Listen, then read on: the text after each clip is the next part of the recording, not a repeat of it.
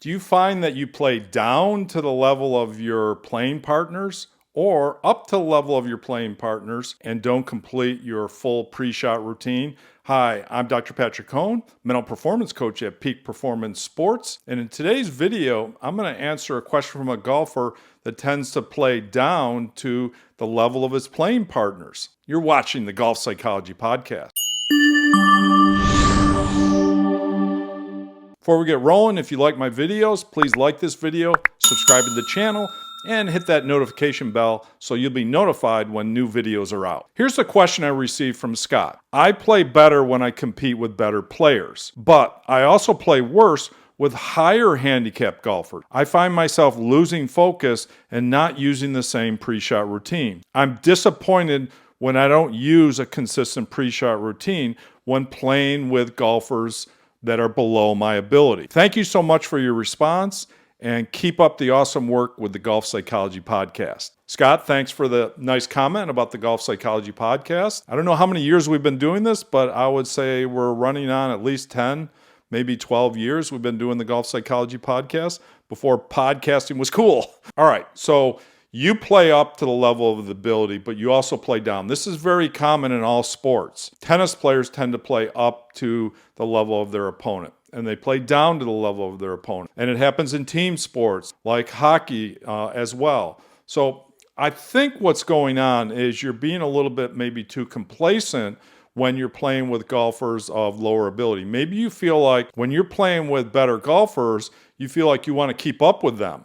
And that allows you to focus more and grind it out and use your pre-shot routine. However, when you're playing with lower level, maybe you look at it as just more fun. You just go out and tee it up and have fun with that group. Or, without talking to you, I don't really know, but it could be that you don't want to make those particular golfers look bad when they're making bogey or double and you're parring or birdieing every hole. So it could be about wanting to be nice with the group you're playing with, but I doubt it. But back to your question. I'm not committing my full pre-shot routine when I'm playing with those lower handicap golfers. So that's an easy one for me, really. What you need to do is set it as a goal for yourself to go out there and make sure you're focused for that 30 seconds. Remember, that 30-second mindset. Once you get the club in your hand, once you devise your shot, you know your target, you know your club, you know what shot you're going to hit, you only need to be dialed in for maybe 20 seconds at a time. So that's what you need to tell yourself is,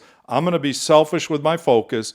I'm going to grind it out for that 20 seconds. I'm going to focus on my full pre-shot routine. So I would start the round with that. Now, the second answer to the question would be, if you find that you're not focusing over the ball and you haven't completed some of the steps in your routine, doing your homework, planning and programming the shot with a good image, setup, feeling comfortable with your setup, and having one swing cue over it, then my recommendation is to stop, restart the routine, back off, and then go back behind the ball to where you started and start with the planning and programming. Or even if you need to check the wind, whatever you need to do. Don't be afraid that you're going to slow down the group. It's only going to take another 15 seconds to execute your routine again. So that would be my recommendation, is you have to be a little bit more aware when you're not following the routine, and then you have to back off and regroup and get back in there. The most important thing is, obviously, you're confident, you're decisive,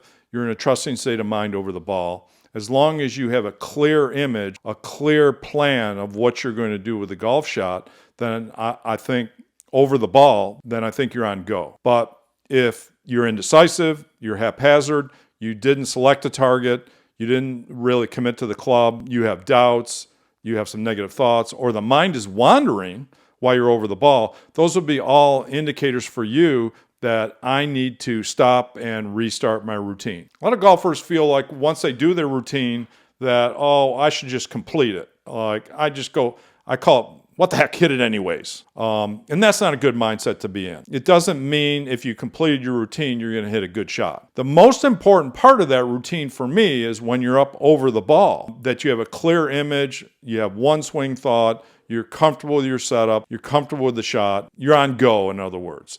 That's the most important part. Certainly, earlier things you do in the routine are going to help you with that. But as long as you're there, you're comfortable, you're confident, you have a plan, you have your one swing cue, you know what you're doing over the ball, then you're on go. But don't be afraid to restart the routine. I know many golfers don't like how it looks, that you look unfocused in some way or that you're taking extra time.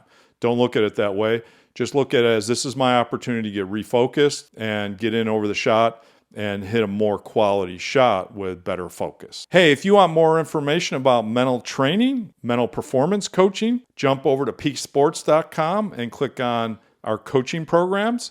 In addition, if you have a question you would like to submit for the podcast or for a video, you can click on Contact Us and submit it there. In addition, check out Golfer's Mental Edge 2.0, which is our new premium audio and workbook program for golfers. All right, thanks for watching.